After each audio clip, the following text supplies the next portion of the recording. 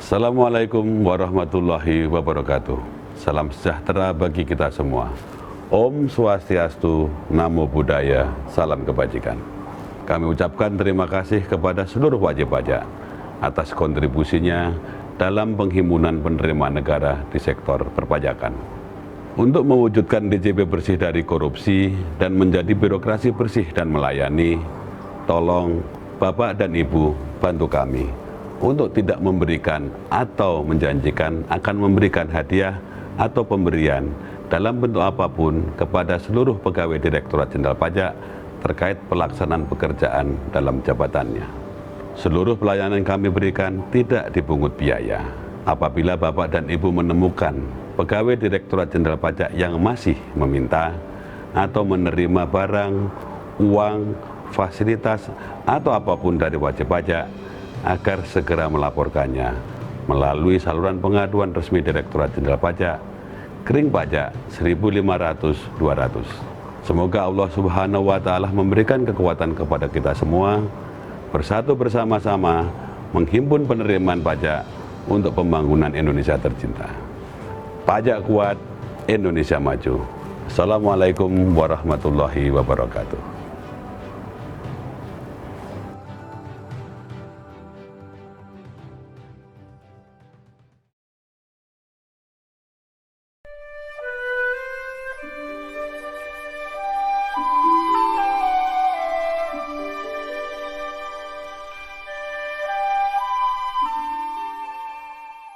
Assalamualaikum warahmatullahi wabarakatuh. Salam sejahtera, Om Swastiastu, Namo Buddhaya, salam kebajikan.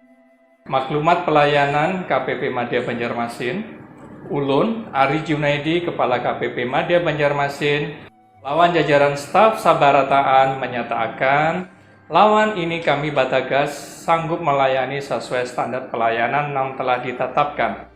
Lamun kami ingkar wan janji, kami siap tarima sanksi sesuai undang-undang nang berlaku. Pajak kuat, Indonesia maju. Wassalamualaikum warahmatullahi wabarakatuh. Shalom, Om, Santi, Santi, Santi, Om.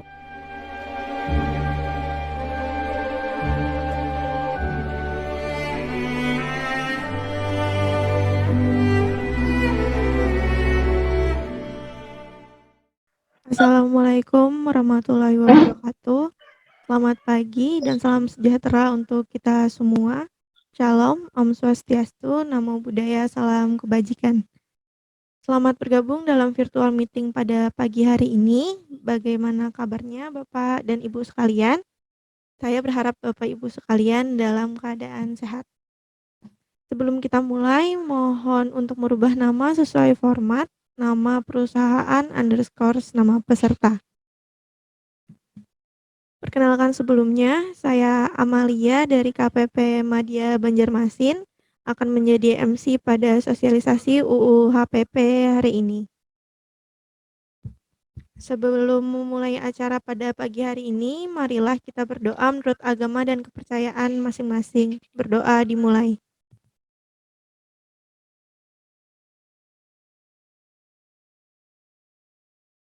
Selesai? Baik, selanjutnya kita akan mendengarkan materi. Untuk link materi akan saya kirimkan linknya di kolom chat. Silahkan di-download dan bila ada pertanyaan silahkan diajukan di kolom chat. Akan dicoba dijawab pada akhir sesi materi. Materi akan disampaikan oleh fungsional penyuluh. Kepada fungsional penyuluh, waktu dan tempat dipersilahkan.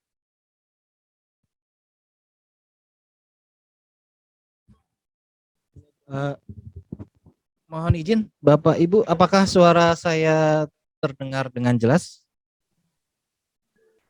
Jelas. Ya, terima kasih Bapak Ibu. Baik. Bismillahirrahmanirrahim. Assalamualaikum warahmatullahi wabarakatuh. Selamat pagi, salam sejahtera bagi kita semua. Sebelumnya saya ingin menyapa Bapak Ibu dulu. Bagaimana kabar Bapak Ibu pada pagi hari yang cerah ini? Semoga Bapak Ibu semua di dalam perlindungan, diberikan kemudahan, diberikan kesehatan oleh Tuhan Yang Maha Esa. Sebelumnya izin berpantun Bapak Ibu. Jalan-jalan ke kota Banjarmasin, jangan lupa selfie di Pantung Bekantan. Perkenalkan, saya Adi Setiawan, penyuluh pada KPP Madya Banjarmasin. Baik, kita lanjut ke materi. Tadi juga sudah secara garis besar ya dijelaskan oleh Ibu Rina Suryandi mengenai Surjandari. Mohon maaf Ibu Rina. Secara garis besar sudah dijelaskan oleh Ibu Rina mengenai perubahan yang terjadi di Undang-Undang Nomor 7 Tahun 2021 tentang harmonisasi peraturan perpajakan. Nah, seperti yang Bapak Ibu ketahui bahwa di tanggal 29 Oktober 2021 kemarin, pemerintah resmi menerbitkan Undang-Undang Nomor 7 Tahun 2021 tentang harmonisasi peraturan perpajakan.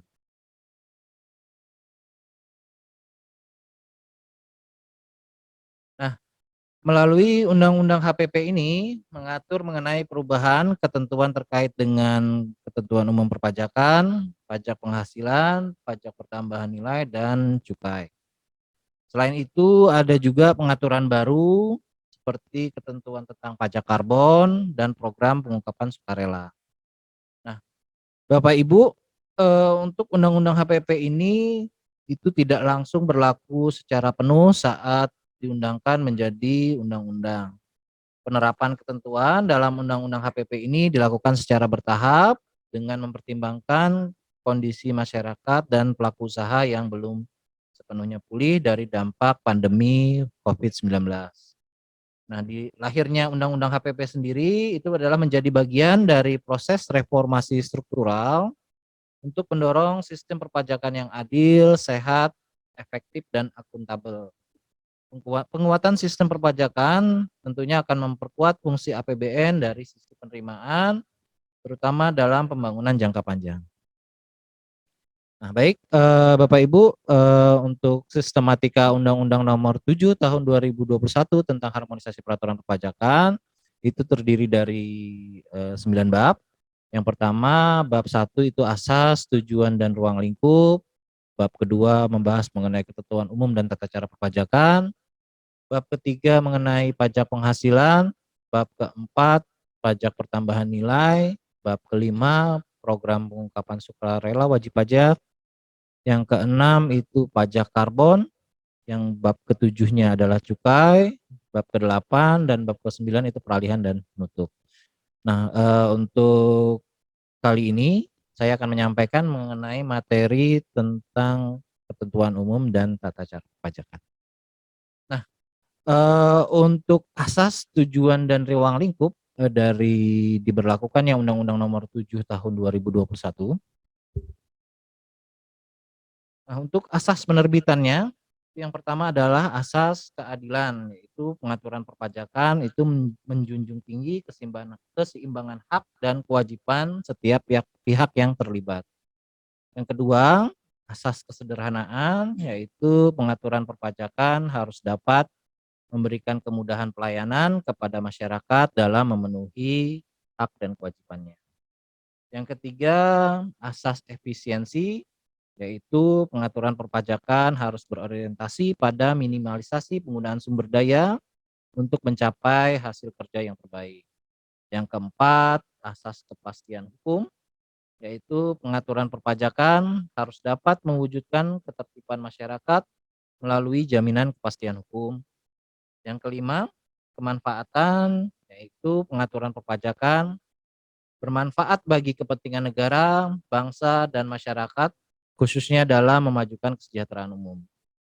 Yang keenam, yang terakhir adalah asas kepentingan nasional, yaitu pelaksanaan perpajakan mengutamakan kepentingan bangsa, negara, dan masyarakat di atas kepentingan lainnya.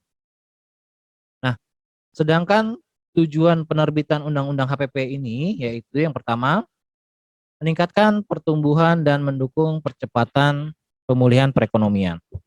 Yang kedua, mengoptimalkan penerimaan negara. Yang ketiga, mewujudkan sistem perpajakan yang berkeadilan dan berkepastian hukum.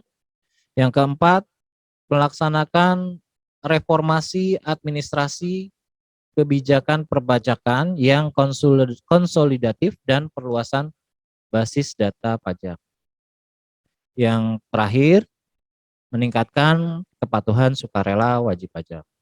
Sedangkan untuk ruang lingkup dan pemberlakuan dari Undang-Undang HPP ini, yaitu perubahan di Undang-Undang PPH yang berlaku mulai tahun pajak 2022. Jadi, Bapak Ibu, saya ingatkan lagi, Undang-Undang PPH ini berlaku untuk tahun pajak 2022. Yang kedua, perubahan pada Undang-Undang PPN yang berlaku mulai tanggal 1 April 2022. Jadi Undang-Undang PPN itu akan berlaku mulai 1 April 2022. Yang ketiga, perubahan mengenai Undang-Undang Ketentuan Umum Perpajakan itu berlaku mulai tanggal diundangkan. Tanggal diundangkannya sendiri tadi disebutkan adalah tanggal 29 Oktober 2021. Yang keempat, ada pengaturan baru, yaitu program pengungkapan sukarela yang berlaku selama 6 bulan, dimulai pada 1 Januari sampai dengan 30 Juni 2022. Nah, ini saya sampaikan juga bahwa program pengungkapan sukarela ini adalah bukan ya Bapak Ibu dari teks amnesti jilid 2. Yang kelima, ada pengaturan baru juga mengenai pajak karbon yang berlakunya mulai 1 April 2022. Dan yang terakhir, perubahan mengenai Undang-Undang Cukai ini berlaku mulai tanggal diundangkan, yaitu tanggal 29 Oktober 2022. Jadi seperti yang saya jelaskan sebelumnya bahwa pemberlakuan Undang-Undang Nomor 7 tahun 2021 ini dilakukan secara bertahap, tidak sekaligus. Baik, kita lanjut ke materi selanjutnya. Lanjut. Nah, ini adalah ada isu yang paling menarik mungkin di Undang-Undang HPP, yaitu penggunaan NIK sebagai NPWP orang pribadi. Di pasal 4, di pasal 2 ayat 10 itu diatur ketentuan mengenai penggunaan nomor induk pendudukan NIK menjadi nomor pokok wajib pajak orang pribadi. Tujuannya adalah untuk mengintegrasikan basis data kependudukan dengan sistem administrasi perpajakan dan mempermudah wajib pajak orang pribadi dalam pelaksanaan pemenuhan hak dan kewajiban perpajakannya. Nah, di sini untuk mengaktifkan NIK sebagai NPWP, wajib pajak orang pribadi yang telah memenuhi persyaratan subjektif, yaitu meliputi orang pribadi, warisan belum terbagi sebagai suatu kesatuan, badan dan bentuk usaha, dan persyaratan objektif, yaitu subjek pajak yang menerima atau memperoleh penghasilan atau diwajibkan untuk melakukan pemotongan atau pemungutan berdasarkan sistem self-assessment, wajib mendaftarkan diri pada Direktorat Jenderal Pajak untuk dicatat sebagai wajib pajak dan sekaligus untuk mendapatkan nomor pokok wajib pajak berupa NIK sesuai dengan data kependudukannya. Jadi sekali lagi NIK itu tidak serta-merta menjadi NPWP orang pribadi, melainkan NIK yang apabila seseorang yang telah memenuhi persyaratan subjektif dan objektif itu dia harus mendaftarkan diri pada kantor Direktorat Jenderal Pajak untuk dicatat sebagai wajib pajak dan sekaligus untuk mendapatkan NPWP berupa NIK sesuai dengan data kependudukan. Nah, di sini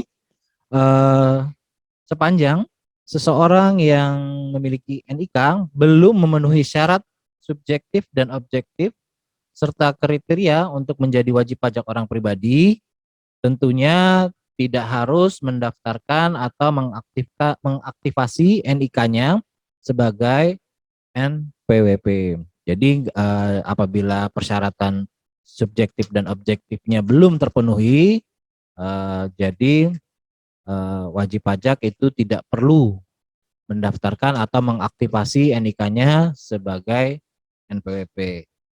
Sedangkan untuk wajib pajak badan karena tidak memiliki NIK, maka ketentuan mengenai pendaftaran NPWP-nya masih menggunakan ketentuan sebelumnya. Nah, bagaimana dengan orang pribadi yang sebelumnya sebelum Undang-Undang HPP ini diberlakukan sudah memiliki NPWP, NPWP-nya tetap masih menggunakan NPWP lama tersebut. Baik, selanjutnya. Kemudian di Undang-Undang HPP di KUP ini ada juga mengatur mengenai besaran sanksi pada saat pemeriksaan dan sanksi dalam upaya hukum. Nah, pertama kita bahas besaran sanksi yang saat pemeriksaan. Nah, apabila setelah dilakukan pemeriksaan wajib pajak diterbitkan SKPKB atau surat ketetapan pajak kurang bayar yang disebabkan pertama, wajib pajak tidak menyampaikan SPT meskipun telah diberikan surat teguran seperti yang tercantum dalam pasal 13 ayat 1 huruf B.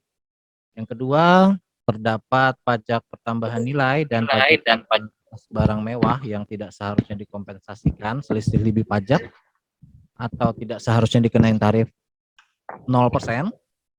Yang ketiga, wajib pajak tidak memenuhi kewajiban pembukuan sebagaimana ketentuan dalam pasal 28 Undang-Undang KUP atau kewajiban pada saat dilakukan pemeriksaan seperti tercantum pada pasal 29 Undang-Undang KUP. Jumlah pajak dalam SKPKB tersebut ditambah dengan sanksi yang diatur dalam pasal 13 ayat 3. Nah, pada Undang-Undang HPP ini besaran sanksi administrasi dalam pasal 13 ayat 3 Undang-Undang KUP tersebut diubah. Nah, kini di Undang-Undang HPP ini pengenaan sanksinya menjadi lebih rendah dan pengenaan sanksi juga tidak hanya berupa kenaikan. Besaran sanksi sesuai dengan pasal 13 ayat 3 pada Undang-Undang HPP ini menjadi yang untuk PPh kurang bayar di mana pada di sini kelihatan lampunya ada lah.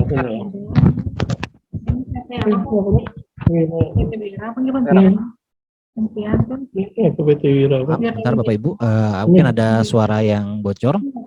Ini lain. Mas Puri.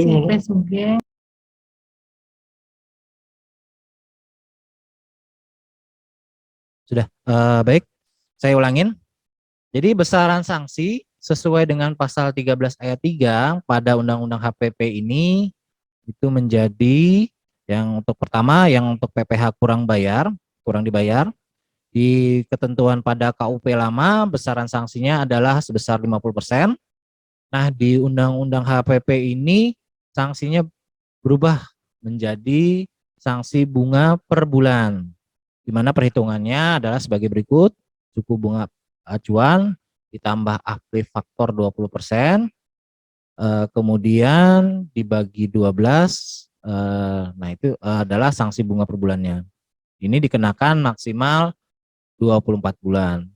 Kemudian untuk PPh kurang dipotong, di mana pada ketentuan pada KUP lama sanksinya adalah sebesar 100%. Di Undang-Undang HPP ini sanksinya diubah menjadi sanksi bunga per bulan sama seperti sebelumnya untuk yang PPh kurang dibayar, di mana perhitungannya menggunakan suku bunga acuan ditambah afli faktor 20%, kemudian dibagi 12, dikenakan maksimal selama 24 bulan.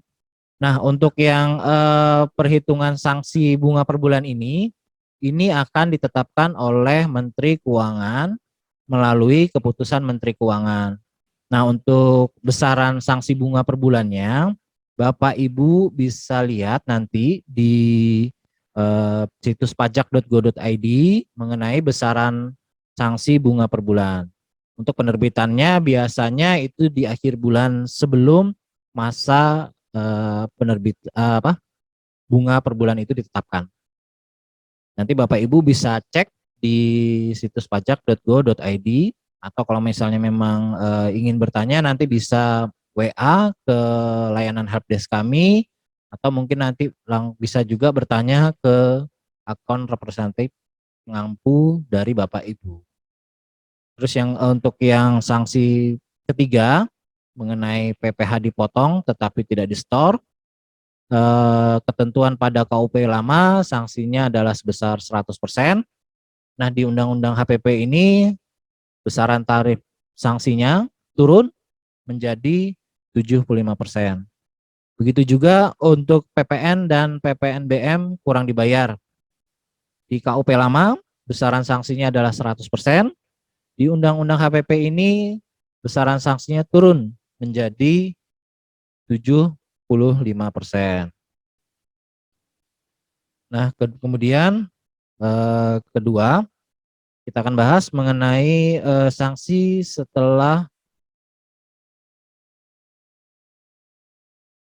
upaya hukum, namun keputusan keberatan atau pengadilan itu menguatkan ketetapan Direktorat Jenderal Pajak. Nah, pada Undang-Undang Harmonisasi Peraturan Perpajakan ini itu menurunkan besaran sanksi apabila keberatan serta permohonan banding wajib pajak ditolak atau dikabulkan sebagian.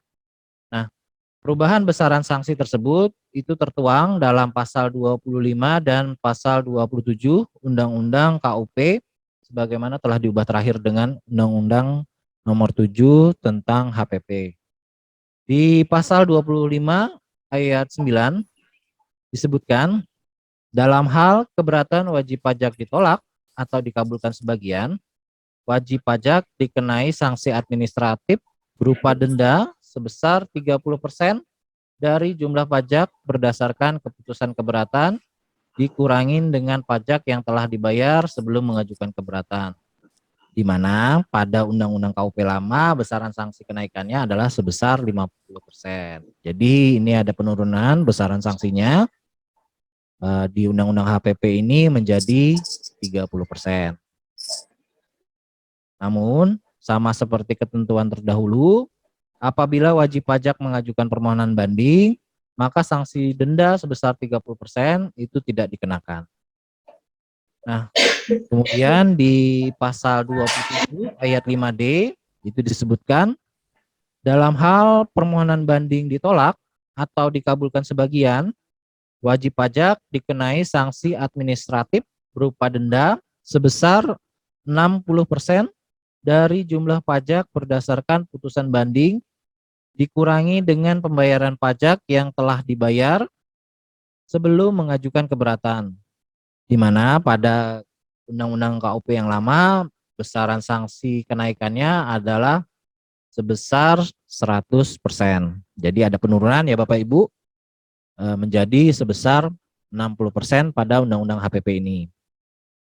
Nah, di Undang-Undang HPP ini juga menambahkan pengaturan mengenai pengajuan peninjauan kembali.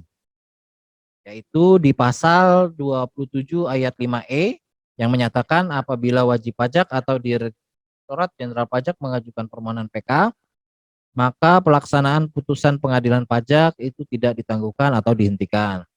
Kemudian di pasal 27 ayat 5F, apabila putusan PK menyebabkan jumlah pajak yang masih harus dibayar bertambah, maka wajib pajak dikenai sanksi denda sebesar 60% dari jumlah pajak berdasarkan putusan PK. Nah, ini di ketentuan pada KUP lama itu tidak ada besaran sanksi administratifnya. Di Undang-Undang HPP ini atas peninjauan kembali yang menguatkan ketetapan DJP itu dikenain sanksi administratif sebesar 60%.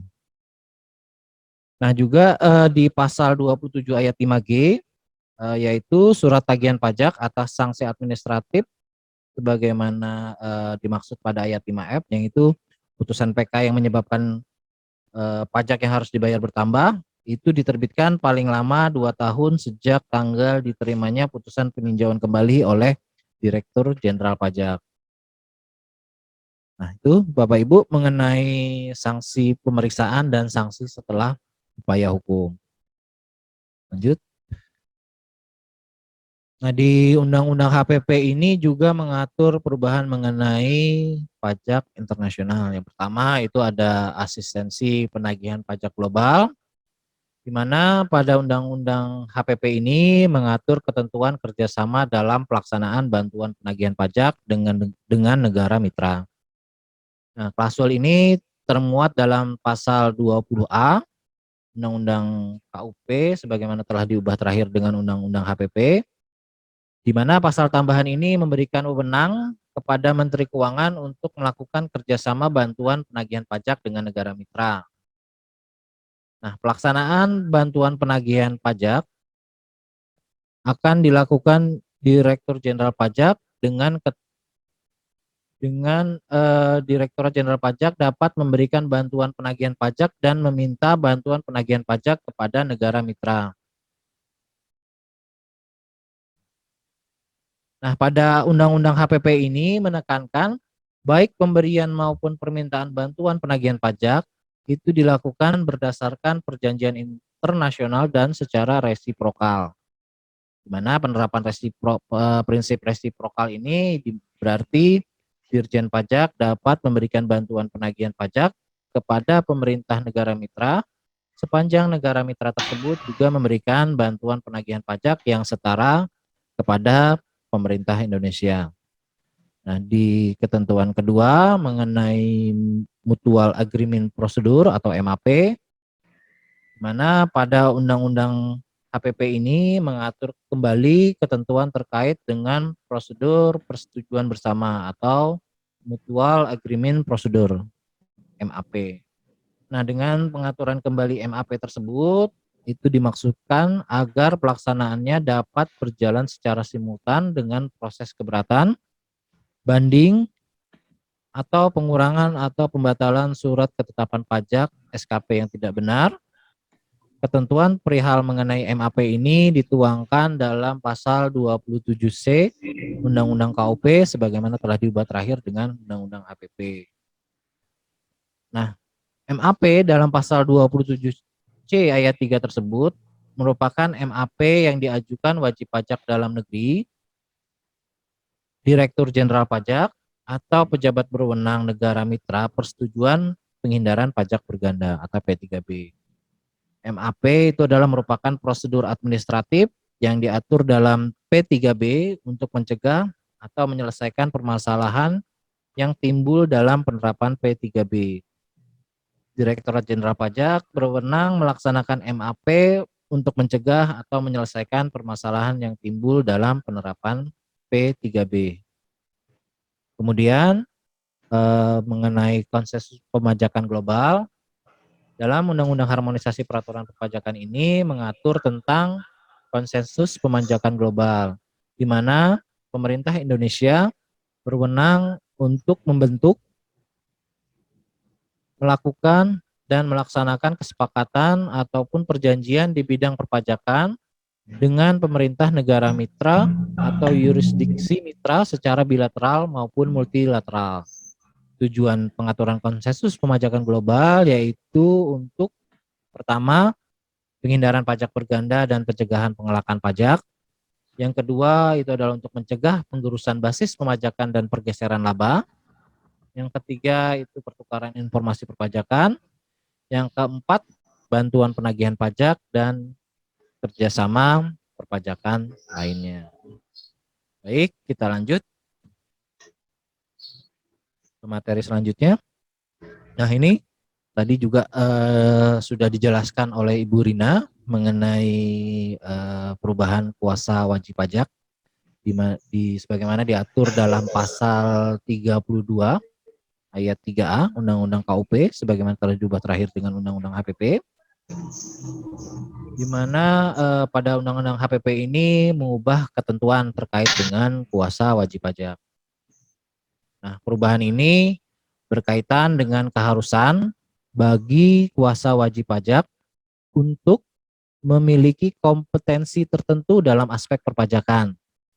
Namun, syarat kompetensi tertentu ini tidak berlaku jika kuasa wajib pajak merupakan suami, istri, atau keluarga sedarah atau semenda hingga derajat kedua. Nah, berdasarkan penjelasan pada pasal 32 ayat 3A, kompetensi tertentu tersebut antara lain jenjang pendidikan tertentu, sertifikasi, dan atau pembinaan oleh asosiasi atau Kementerian Keuangan.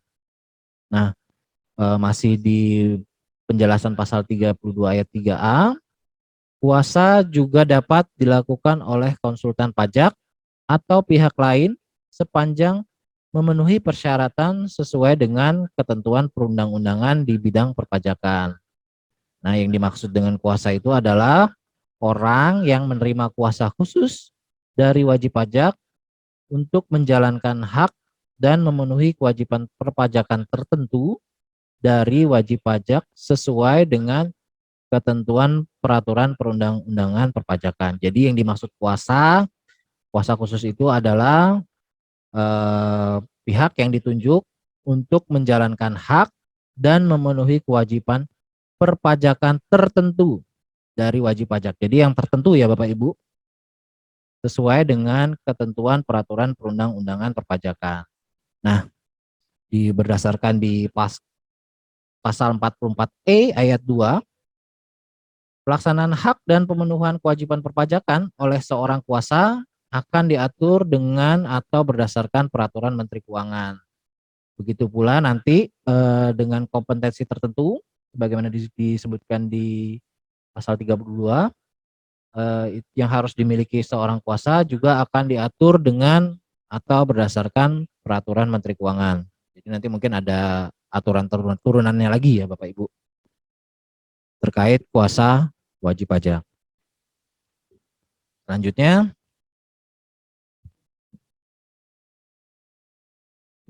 mengenai penegakan hukum pidana pajak, di mana pada Undang-Undang Harmonisasi Peraturan Perpajakan ini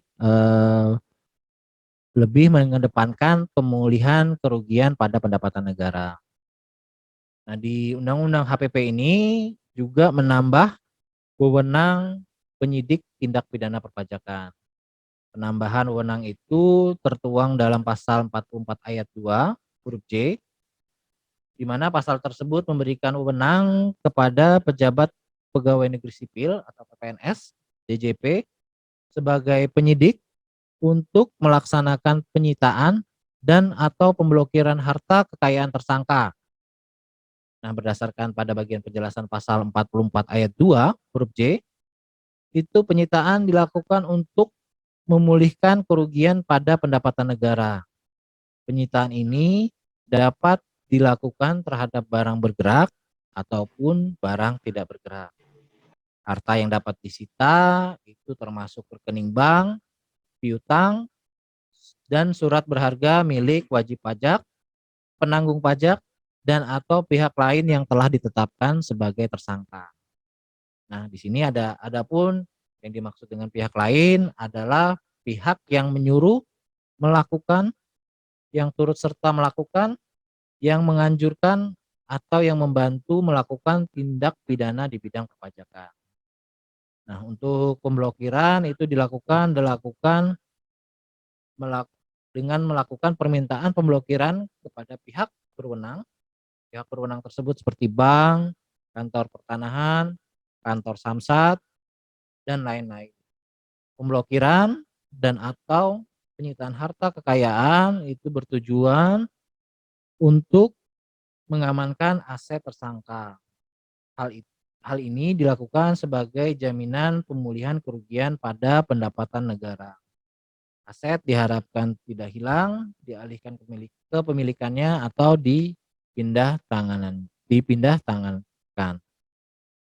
Nah, di sini juga hingga tahap persidangan, WP diberikan kesempatan untuk mengembalikan kerugian pada pendapatan negara dengan membayar pokok pajak dan sanksi sebagai pertimbangan untuk dituntut tanpa penjatuhan pidana penjara atau ultimum remedium.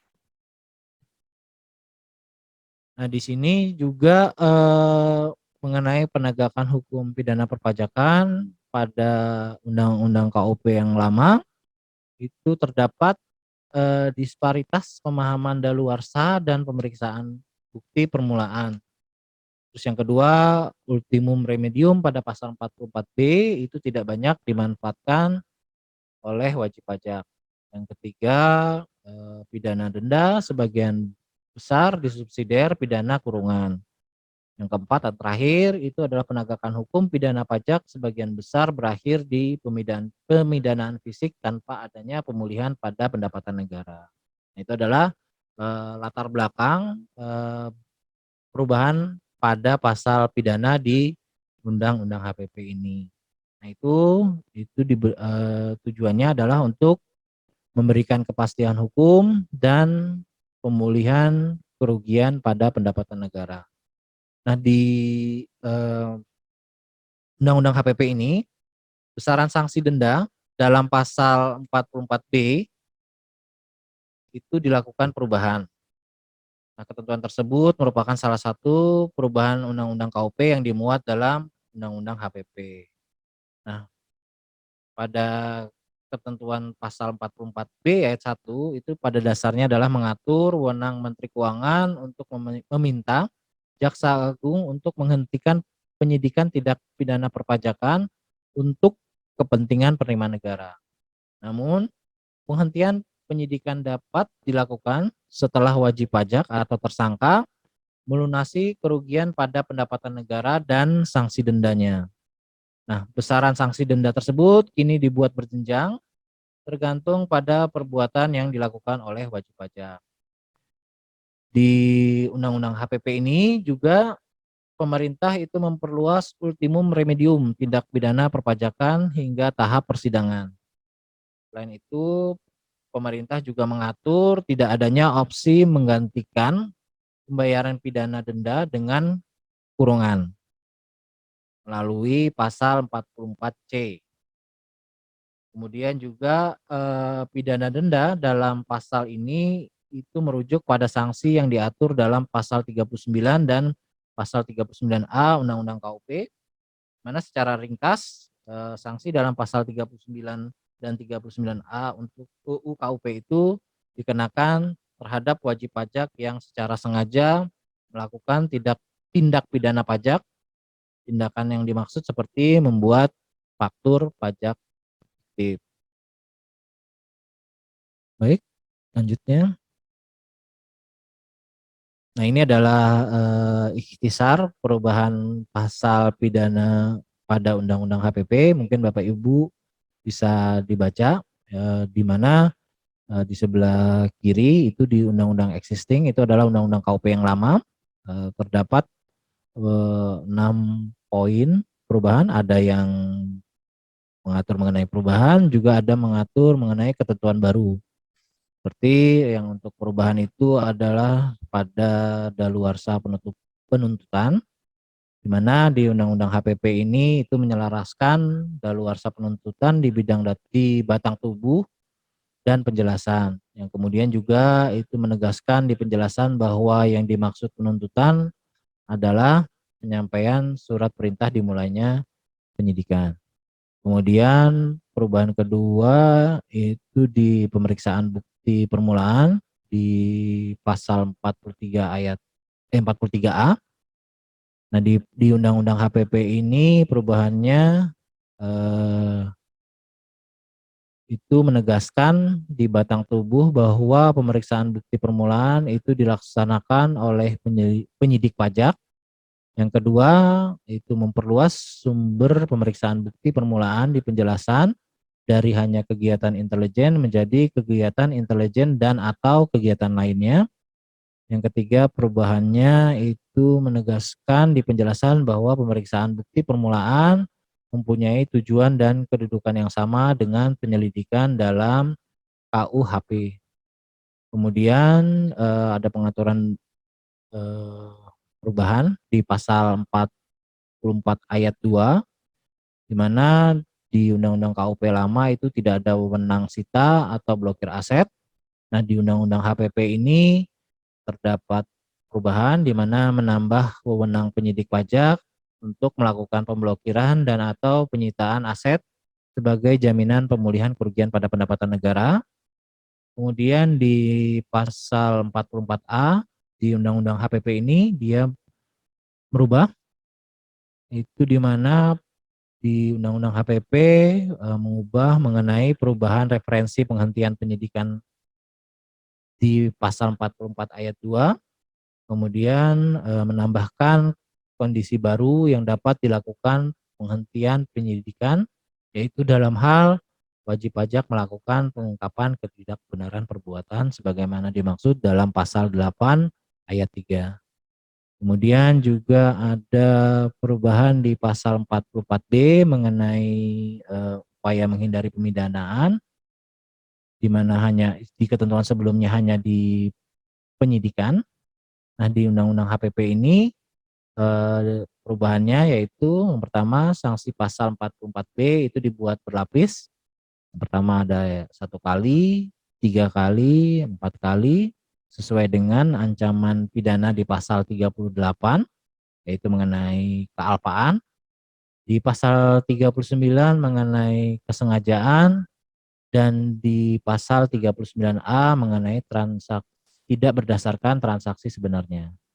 Kemudian juga merubah di mana wajib pajak dapat melakukan upaya menghindari pemidanaan penjara sampai dengan tahap persidangan dengan melunasi pokok dan sanksi dalam pasal 44B.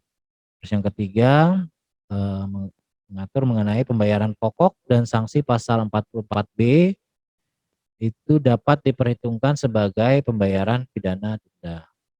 Terus di pasal 44C itu ada penambahan pasal baru yang terdiri dari 3 ayat, di mana di Undang-Undang HPP itu penambahannya pidana denda tidak dapat disubsidiar atau digantikan dan wajib dibayar oleh terpidana.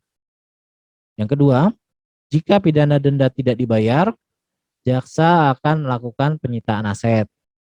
Yang ketiga, jika setelah dilakukan penyitaan aset, pidana denda masih belum lunas, itu dapat digantikan pidana penjara tidak melebihi pidana yang diputus. Nah, itulah Bapak Ibu beberapa ikhtisar pasal pidana di Undang-Undang HPP. Oke, Bapak Ibu, itu saja mengenai ketentuan umum dan tata cara perpajakan. Untuk materi selanjutnya nanti akan disampaikan oleh rekan saya, Bapak Muhammad Arifin. Demikian, salah dan hilapnya saya mohon maaf. Saya akhiri. Assalamualaikum warahmatullahi wabarakatuh.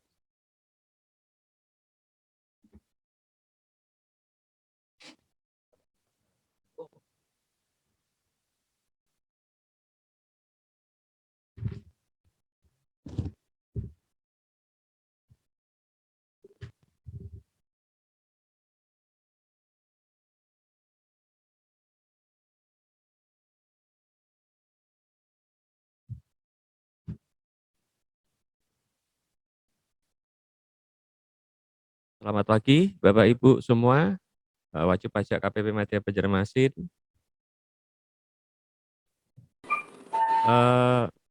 Tadi sebelumnya sudah disampaikan terkait dengan klaster KUP ya Bapak Ibu ya di Undang-Undang Nomor 7 Tahun 2021. Sebelumnya perkenalkan saya Muhammad Arifin, asisten penyuluh di KPP Madya Banjarmasin. Melanjutkan terkait yang tadi, jadi kali ini saya akan menjelaskan terkait dengan perubahan Undang-Undang Pajak Penghasilan dan Pajak Pertambahan Nilai serta nanti ada PPS ya Bapak Ibu ya, yaitu Program Pengungkapan Sukarela.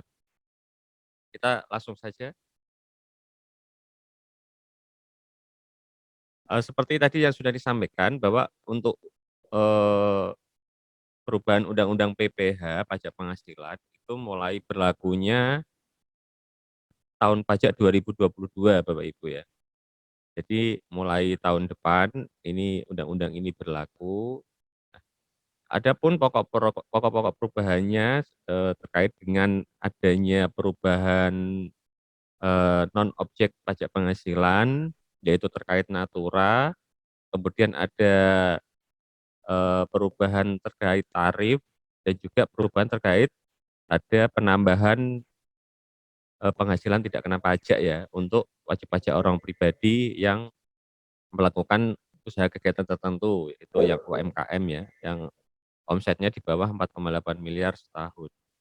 Nah, yang pertama terkait dengan natura Bapak Ibu, memang untuk asas keadilan ini memang natura selama ini yang memanfaatkan hanya, kalangan tertentu, jadi tidak, semua pegawai. Makanya, dengan perubahan undang-undang HPP ini natura dijadikan, objek pajak penghasilan, jadi dikeluarkan dari non objek. Dan, yang sebelumnya tidak dapat dibiayakan, nanti dapat dibiayakan. Jadi atas natura ini nanti dianggap sebagai penghasilan dan dapat dibiayakan atas natura ini. Jadi kalau, dilihat di undang-undangnya PPh itu, pajak penghasilan, jadi termasuk objek pajak di pasal 4 adalah termasuk natura dan atau kenikmatan. Nah, tapi, eee ada, natura dan atau kenikmatan kepada pegawai itu, bukan merupakan penghasilan, yaitu natura yang atas apa, yaitu yang pertama adalah penyediaan makan atau minum, bahan makanan atau minuman bagi seluruh pegawai. Nah, itu natura yang bukan merupakan penghasilan dan tidak dibiayakan gitu ya, Bapak Ibu ya. Kemudian yang kedua adalah natura di daerah tertentu, yaitu, biasanya di daerah terpencil. Terus yang ketiga adalah terkait dengan natura dan atau kenikmatan yang harus disediakan oleh pemberi kerja dalam pelaksanaan pekerjaan. Contohnya alat keselamatan kerja atau seragam. Dan yang keempat, natura dan atau kenikmatan yang bersumber atau dibiayai anggaran pendapatan belanja negara, APBD, atau APB di desa. Kemudian yang kelima adalah natura dengan jenis dan batasan tertentu. Nah, ini nanti yang akan diatur lebih lanjut di peraturan pemerintah, natura dan jenis dan batasan tertentu ini. Mungkin ini terkait dengan natura, jadi, sekarang natura menjadi objek pajak penghasilan, dianggap sebagai penghasilan dan dapat dibiayakan, namun, ada natura yang bukan merupakan penghasilan, yaitu yang telah saya sampaikan tadi. Kemudian, Bapak Ibu, ada selain dengan natura perubahan undang-undang pajak penghasilan ini ada, perubahan tarif dan bracket pajak penghasilan orang pribadi, yaitu yang dulunya ada lapisan tarifnya ada 4, sekarang menjadi 5 Bapak Ibu, yaitu yang pertama rentang penghasilannya yang dahulu kena tarif 5% itu atas penghasilan yang 0 sampai 50 juta, setelah dikurangi penghasilan tidak kena pajak tentunya, itu kenakan tarif 5%. Nah, dengan undang-undang HPP baru ini, nanti mulai tahun 2022, tahun pajak 2022, penghitungannya, atas rentang penghasilan 0 sampai 60 juta dikenakan tarif 5%. Jadi naik 10 juta ya Bapak Ibu ya, rentangnya dari 50 juta menjadi 60 juta. Kemudian yang dikenakan tarif 15% otomatis akan, berubah juga, yaitu dari 60 juta batas bawahnya sampai dengan 250 juta. Untuk yang lapis 3 sama kayak, kemarin, yaitu 250 juta sampai 500 juta. Nah, kemudian ada perubahan yang terkait dengan dikenakan tarif 30%-nya, yaitu yang sebelumnya di atas atau lebih dari 500 juta itu kena 30% semua. Nah, sekarang dibatasi, yaitu 500 juta sampai dengan 5 miliar, itu dikenakan 30%. Sedangkan ada tarif baru, yaitu 35% untuk penghasilan yang di atas 5 miliar. Jadi nanti untuk menghitung penghasilan yang di mungkin SPT tahunan 2022 ya, orang pribadi, nah nanti sudah menggunakan, tarif baru ini.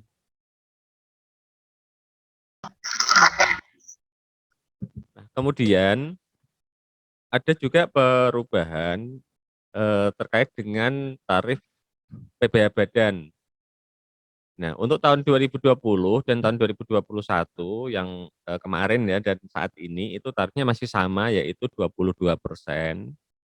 Nah, sedangkan untuk tahun 2022 yang sesuai dengan Perpu 1 kemarin tahun 2020 kan, tarifnya 20%. Nah, karena dengan adanya undang HPP ini, nanti tarifnya, tetap menjadi 22%. Jadi sama dengan tahun kemarin dan tahun sekarang. Jadi nanti ke depannya tarifnya sudah 22% terus. Nah, mungkin nanti Bapak Ibu diperhatikan waktu dalam pengisian ISPT di pengisian PPh Badan nanti, setting tarifnya disesuaikan, 22%.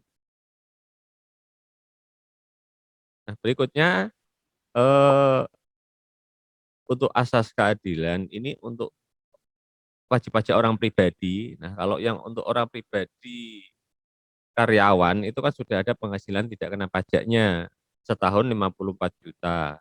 Nah, di undang-undang baru ini itu diatur juga yaitu penghasilan tidak kena pajak lah disebutnya itu, yaitu untuk orang pribadi saja ya Bapak Ibu ya, yang peredaran bruto tertentu yang dengan menggunakan peredaran bruto tertentu, yaitu sesuai dengan peraturan pemerintah nomor 23 dengan peredaran bruto sampai dengan 500 juta setahun, tidak dikenai pajak penghasilan.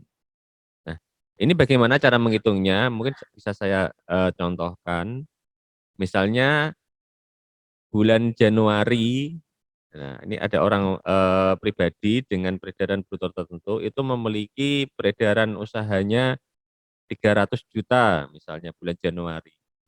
Nah, kalau selama ini kan, Bapak Ibu akan melakukan penyetoran, PPh final pasal 4 ayat 2 sebesar, setengah persennya dari 300 juta. Nah, nanti mulai tahun pajak 2022 maka karena penghasilannya masih di bawah 500 juta maka PPh yang disetor itu belum melakukan penyetoran gitu, karena masih 300 juta. Kemudian bulan Februari peredaran usahanya menjadi 200 juta. Jadi kalau diakumulasi dari Januari 300 ditambah 200, 500 juta. Jadi untuk bulan Februari penyetoran PPh-nya masih belum melakukan penyetoran. Nah, nanti di bulan Maret misalnya omsetnya 300 juta, jadi kalau ditotal kan sudah 800 juta. Jadi sudah di atas 500 juta, maka bulan Maret wajib pajak melakukan penyetoran setengah persen kali 300 juta, yaitu omset di bulan Maret.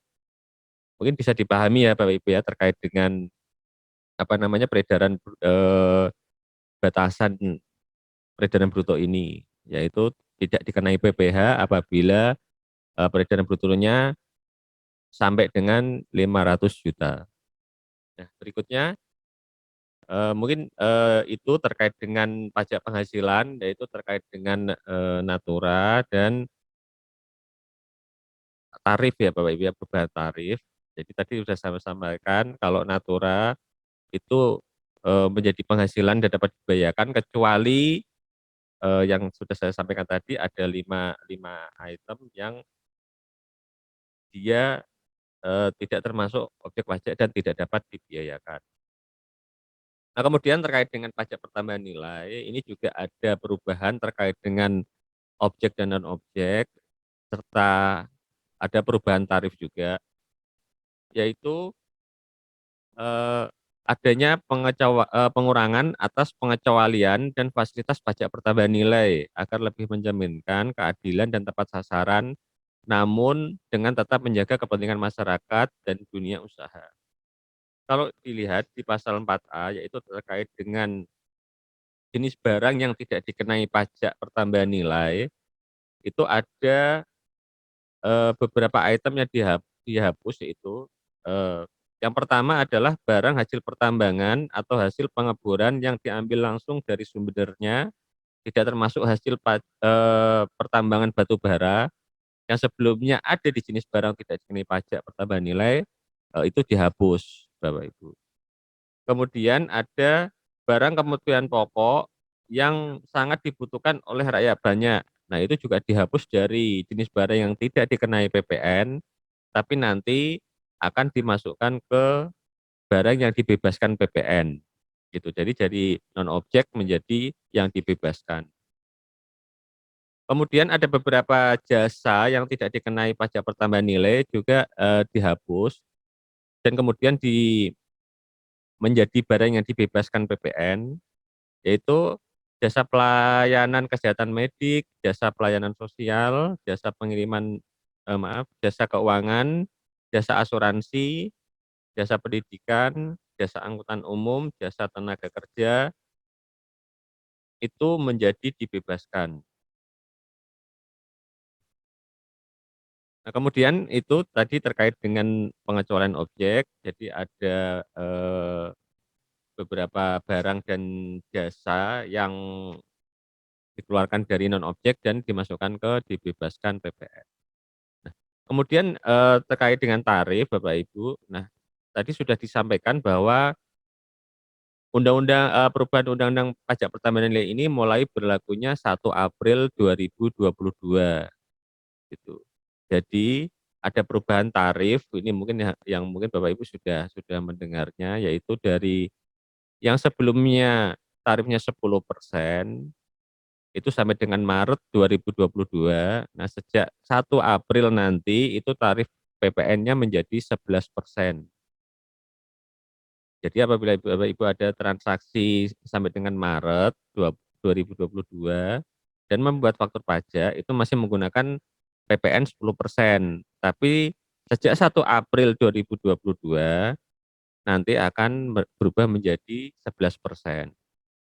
Dan kemudian nanti 11% itu akan berubah menjadi 12%, tapi nanti paling lambat diberlakukannya sebelum 1 Januari 2025. Nanti akan berubah menjadi 12%, tapi nanti akan ada peraturan lebih lanjutnya. Kemudian juga selain tarif PPN yang menjadi 11%, juga nanti akan ada tarif khusus, yaitu untuk kemudahan dalam pemungutan pajak pertambahan nilai atas jenis barang atau jasa tertentu atau sektor usaha tertentu, nanti akan diterapkan tarif PPN final, misalnya 1%, 2%, atau 3%. Tapi nanti akan diatur lebih lanjut dalam peraturan Menteri Keuangan. Nah, mungkin peraturan Menteri Keuangannya saat ini sedang disusun dan dipastikan sebelum 1 April 2022 aturan pelaksananya akan sudah keluar gitu ya Bapak Ibu ya. Nah, mungkin itu terkait dengan pajak pertambahan nilai Bapak Ibu ada perubahan tarif menjadi 11% dan ada perubahan di non objek PPN, ada yang dihapus dan ada yang dibebaskan. Berikutnya terkait dengan program pengungkapan sukarela wajib pajak, tadi sudah disampaikan bahwa ini bukan tax amnesty ya Bapak Ibu ya, itu berbeda. Nanti juga aturannya akan ada peraturan Menteri Keuangan pelaksanaannya.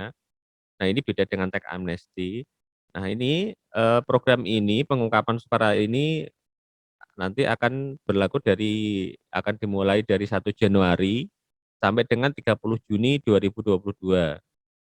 Nah, nanti tata caranya akan diatur lebih lanjut, bagaimana cara pengungkapannya, bagaimana cara penyetorannya seperti itu. Ini adalah pemberian kesempatan kepada wajib pajak untuk melaporkan atau mengungkapkan kewajiban perpajakan yang belum dipenuhi secara sukarela, yaitu melalui pembayaran pajak penghasilan berdasarkan pengungkapan harta yang tidak atau belum sepenuhnya dilaporkan oleh peserta program pengampunan pajak, dan pembayaran pajak penghasilan berdasarkan pengungkapan harta yang belum dilaporkan dalam SPT tahunan pajak penghasilan orang pribadi tahun pajak 2020. Jadi program pengungkapan sukarela ini nanti akan ada 2 kriteria, yaitu yang pertama, atas harta yang belum dilaporkan waktu teks amnesti dulu atau program pengampunan pajak dahulu, dan atas harta yang belum dilaporkan di SPT tahunan 2020. Nah, ini ada 2 kebijakan Bapak Ibu, ada 2 kebijakan, yaitu yang pertama ini untuk jadi subjeknya itu adalah wajib pajak orang pribadi dan badan peserta TA, peserta teks amnesti. Jadi cuma dibatasi itu saja Bapak Ibu ya. Jadi, orang pribadi atau badan, peserta teks amnesti. Nah, asetnya yang nanti untuk menjadi basis asetnya, apa namanya, program penguapan sukarela ini apa? Nah itu, aset per 31 Desember 2015 yang belum diungkap saat teks amnesti, gitu. Jadi, atas aset yang diperoleh dari 1 Januari tahun 1985 sampai dengan 31 Desember 2015, itu kan dulu kan basis asetnya teks amnesti ya Bapak Ibu ya. Nah tapi, dulu sudah ikut teks amnesti, tetapi ternyata ada aset yang, kelewat mungkin atau belum diungkapkan waktu mengikuti program teks amnesti dulu. Nah itu diberi kesempatan di kebijakan satu ini untuk mengikuti, PPS ini, yaitu, dengan tarifnya, 6% itu untuk aset luar negeri repatriasi, jadi dari luar negeri dibawa ke dalam negeri, dan aset dalam negeri yang diinvestasikan, yaitu bisa di kegiatan usaha, dialihkan apa namanya, kegiatan usaha sektor pengolahan sumber daya alam, dan bisa surat berharga negara, yaitu bisa surat utang negara atau surat berharga syariah negara. Itu nanti kena tarifnya 6%. Sedangkan kalau tidak diinvestasikan kena tarifnya 8%, sedangkan 11% untuk yang hanya deklarasi luar negeri saja, tidak direpatriasi, seperti itu. Jelas ya Bapak Ibu ya, untuk kebijakan pertama ini, yaitu hanya untuk wajib pajak orang pribadi dan badan yang, peserta teks amnesti dahulu, gitu. Dan aset yang diungkapkan nanti hanya yang belum diungkapkan di teks amnesti dulu, yaitu atas harta yang diperoleh dari tahun, 1 Januari 1985 sampai 31 Desember 2015. Dapat saya sampaikan juga bahwa nanti apabila, Bapak Ibu semua nanti ikut program ini dan sudah memperoleh surat keterangan, maka nanti tidak akan dikenai sanksi administrasi. Dan data dan informasi yang bersumber dari surat pengungkapan harta ini tidak dapat dijadikan dasar penyidikan, penyelidikan, dan atau penuntutan tindak pidana terhadap wajib pajak, seperti itu. Dan nanti akan ada tata caranya, formulirnya akan diatur di Peraturan Menteri Keuangan. Itu, untuk kebijakan pertama Bapak Ibu, tadi pesertanya. Nah sekarang, untuk kebijakan kedua ini hanya khusus untuk wajib pajak orang pribadi saja, wajib pajak orang pribadi. Nah ini mungkin, dia dulu tidak ikut teks amnesti bisa ikut yang kebijakan 2 ini, yaitu basis asetnya adalah aset yang diperoleh dari, tahun 2016 sampai dengan tahun 2020, yaitu berarti pasca teks amnesti, yang belum dilaporkan dalam SPT tahunan 2020.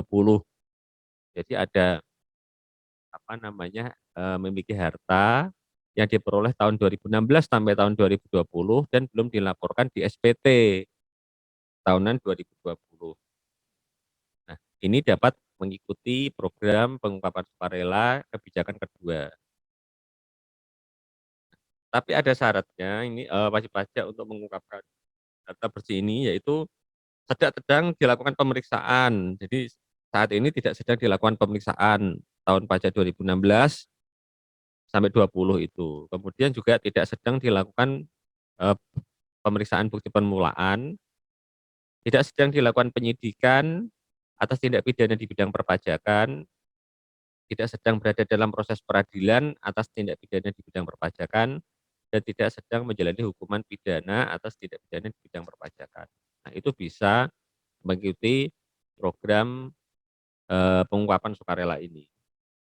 Nah, berapa tarifnya? Tarifnya adalah ini sebelas final, yaitu 12% untuk aset luar negeri yang direpatriasi dan aset dalam negeri yang nantinya akan diinvestasikan dalam eh, hilirisasi atau energi terbarukan, dan itu kena 12%. Sedangkan kalau tidak diinvestasikan itu kena tarifnya 14%. Sedangkan untuk hanya deklarasi luar negeri saja tarifnya adalah 18%. Dan untuk yang mengikuti kebijakan 2 ini, jadi nanti kalau misalnya wajib pajak harus sudah menyampaikan SPT tahunan 2020, dan ini kan sebagai basis asetnya ya Bapak Ibu ya, SPT tahunan tahun 2020 ini. Jadi nanti apabila wajib pajak nanti orang pribadi mengikuti kebijakan 2 ini dan melakukan pembetulan SPT tahunan tahun 2020 setelah undang-undang ini berlaku, maka penyampaian SPT-nya dianggap tidak disampaikan. Jadi tetap yang menjadi dasar adalah SPT tahunan yang disampaikan sebelum undang-undang ini diundangkan gitu ya Bapak Ibu ya. Nah, bagaimana kalau misalnya orang pribadinya itu belum lapor SPT tahunan 2020? Nah, apakah bisa mengikuti kebijakan 2 ini? Ya. Eee, jadi untuk wajib pajak orang pribadi ya Bapak Ibu ya, jadi kebijakan 2 khusus orang pribadi saja, yang belum lapor SPT tahunan 2020 itu segera melaporkan SPT tahunan tahun 2020, tapi ada syaratnya. Yang dilaporkan hartanya, itu harta yang mencerminkan, SPT tahunan tahun 2019 sebelumnya, dan hanya ditambah dengan penghasilan yang diperoleh selama tahun 2020 saja. Jadi tidak bisa nanti misalnya ada harta yang diperoleh tahun-tahun sebelumnya yang belum dilaporkan di SPT tahunan 2019, tiba-tiba menyampaikan SPT tahunan tahun 2020 setelah undang-undang ini diundangkan. Nah, nanti atas harta yang belum dilaporkan nanti yang menjadi eh, basis aset di PPS kebijakan kedua ini. Mungkin seperti itu ya Bapak Ibu ya. Nah, terus kemudian terhadap wajib pajak orang pribadi yang telah memperoleh surat keterangan, jadi nanti sudah mengikuti ini akan dapat surat keterangan, itu tidak diterbitkan ketetapan pajak atas kewajiban perpajakan tahun pajak 2016 sampai tahun 2020. Tapi kecuali ditemukan data dan atau informasi lain mengenai harta. Jadi apabila ikut PPS ini nanti di kebijakan 2 itu tidak dilakukan pemeriksaan kecuali ada harta yang diperoleh dari 2016 sampai 2020 tapi tidak diungkapkan dalam program ini. Nah, itu bisa nanti apa namanya, dilakukan pemeriksaan itu. Nah, kemudian dikecualikan juga itu apabila Bapak Ibu misalkan melakukan pemotongan ke pihak lain tapi atas pemotongan itu belum disetorkan. Nah, itu juga bisa. Dan data dan informasi yang bersumber dari surat pemberitahuan pengungkapan harta itu tidak dapat dijadikan sebagai dasar penyelidikan, penyidikan, dan atau penuntutan pidana terhadap wajib pajak. Ya, mungkin itu Bapak Ibu terkait dengan program pengungkapan sukarela, mungkin bisa saya eh, apa namanya rangkum sedikit, yaitu untuk kebijakan satu, yaitu hanya untuk wajib pajak orang pribadi dan badan peserta teks amnesti saja ya Bapak Ibu ya. Nah, dan basis asetnya adalah aset per 31 Desember 2015 yang belum diungkapkan saat teks amnesti. dan kebijakan 2 hanya untuk orang pribadi saja, yaitu aset yang diperoleh 2016 sampai 2020 yang belum dilaporkan dalam SP tahunan 2020.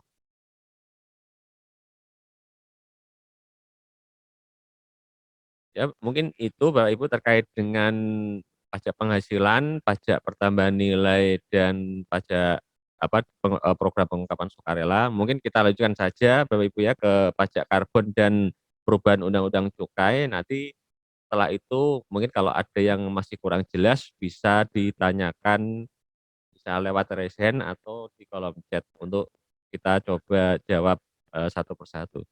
Ya mungkin itu. Untuk nanti pajak karbon dan cukai akan disampaikan penyuluh di KP Pajak Banjarmasin, yaitu Bapak Arief Fitriadi. Kalau misalnya ada kesalahan penyampaian, mohon maaf. Assalamualaikum warahmatullahi wabarakatuh.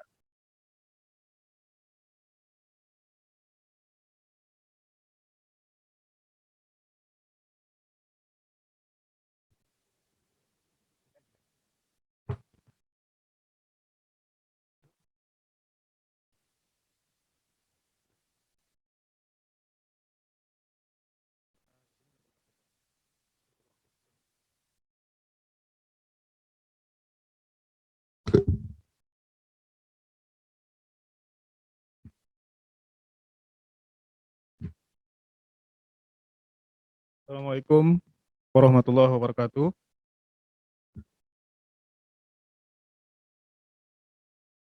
Selamat pagi Bapak Ibu sekalian, salam sehat dan salam semangat selalu. Mohon izin saya melanjutkan materi selanjutnya dari Undang-Undang Nomor 7 Tahun 2021 tentang harmonisasi peraturan perpajakan. Tadi sudah dijelaskan oleh rekan-rekan saya bab 1 sampai dengan bab 5 terkait dengan KUP, PPh, PPN, dan juga PPS ya Bapak Ibu sekalian. Nah, di akhir sesi ini akan saya sampaikan sedikit saja pasal tambahan atau bab tambahan terkait dengan pajak karbon dan cukai ya. Nantinya di bab selanjutnya. Untuk pajak karbon sendiri, ini dilatar belakangi oleh perlunya pengendalian peningkatan emisi gas rumah kaca di atmosfer yang menyebabkan kenaikan suhu permukaan bumi, sehingga akan menurunkan risiko perubahan iklim dan bencana di Indonesia. Nah, selain itu, pemerintah Indonesia berkomitmen ya Bapak Ibu sekalian untuk mengurangi emisi gas rumah kaca sebanyak 29% untuk kategori dengan usaha sendiri atau 41% dengan dukungan internasional. Nah, pada tahun 2030 komitmen ini direncanakan sesuai dengan konvensi perubahan iklim yang sudah disepakati. Nah, selanjutnya latar belakangnya juga adalah adanya mitigasi perubahan iklim di Indonesia yang membutuhkan pembiayaan dan juga mengubah perilaku aktivitas ekonomi yang berpotensi menghasilkan emisi gas rumah kaca. Nah, pajak karbon ini sendiri dikenakan atas pembelian barang yang mengandung karbon atau aktivitas yang menghasilkan emisi karbon. Nah, dalam undang-undang ini mengamanatkan terkait dengan pembuatan peta jalan pajak karbon dan peta jalan pasar karbon. Nah, untuk tarif pajak karbon sendiri itu ditetapkan sebesar Rp30 per kilogram karbon dioksida ekivalen. Nah, untuk implementasinya sendiri direncanakan pada 1 April 2022 ya, untuk badan yang bergerak di bidang pembangkit listrik tenaga uap batubara. Nah, Nah, untuk peta jalan pajak karbon ini sendiri pada tahun 2020 dan nanti akan diawali dengan penetapan cap ya, atau batas atas emisi sektor pembangkit listrik batu bara oleh Kementerian ESDM. Di mana cap atau batas emisi yang digunakan ini adalah batas atas yang berlaku pada piloting perdagangan karbon pembangkit listrik. Oke, demikian untuk sedikit penjelasan terkait dengan pajak karbon. Selanjutnya mengenai cukai ya, Bapak Ibu sekalian, di mana di dalam Undang-Undang HPP ini ditegaskan terkait dengan penambahan jenis barang kena cukai hasil tembakau yang berupa rokok elektrik. Kemudian ada perubahan juga dalam prosedur penambahan pengurangan jenis barang kena cukai. Untuk penambahan atau pengurangan barang kena cukai atas barang tertentu ini, pertimbangan pemerintah adalah mengenai kondisi aktual dalam menghadapi pandemi COVID-19. Kemudian juga langkah penanganan dan pemulihan ekonomi, serta kebijakan di bidang kesehatan, lingkungan, dan kebijakan lainnya secara berkelanjutan. Nah, dalam hal ini pemerintah menerapkan prinsip pemberlakuan sanksi pidana sebagai upaya terakhir atau ultimum remedium dalam pelanggaran pidana di bidang cukai. Antara lain atas pelanggaran perizinan, pengeluaran barang kena cukai tidak dikemas, barang kena cukai yang berasal dari tindak pidana, dan jual beli pita cukai. Jadi saya tegaskan kembali di sini bahwa penegakan hukum pidana cukai dengan mengedepankan pemulihan kerugian pendapatan negara. Nah, untuk penyesuaian besaran sanksi administratif terkait dengan ultimum remedium terhadap pelanggaran pidana di bidang cukai bisa kita lihat di tabel. Untuk pemulihan kerugian pendapatan negara untuk kategori saat penelitian dalam Undang-Undang Cukai sebelumnya ini belum diatur ya Bapak Ibu sekalian. Sedangkan di Undang-Undang HPP maka ada kewajiban untuk membayar sanksi denda sebesar 3 kali nilai cukai yang seharusnya dibayar. Sedangkan dalam hal saat penyidikan di Undang-Undang Cukai sebelumnya diatur bahwa ada kewajiban untuk membayar pokok cukai ditambah sanksi sebesar 4 kali cukai yang kurang dibayar. Di Undang-Undang HPP ini diatur bahwa ada kewajiban untuk membayar sanksi denda sebesar 4 kali dari nilai cukai yang seharusnya dibayar.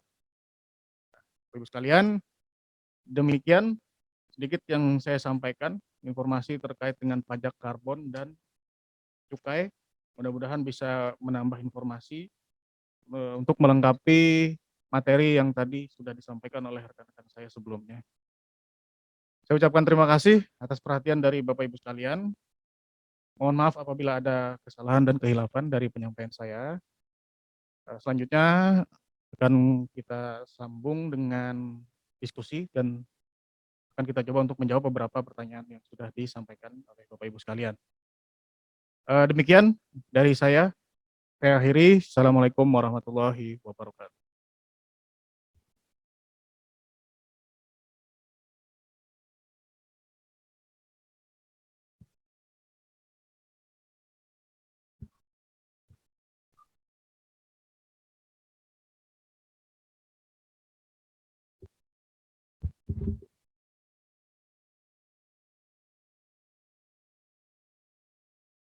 Baik Bapak Ibu sekalian, terima kasih sudah mengikuti sosialisasi UU HPP pada pagi hari ini.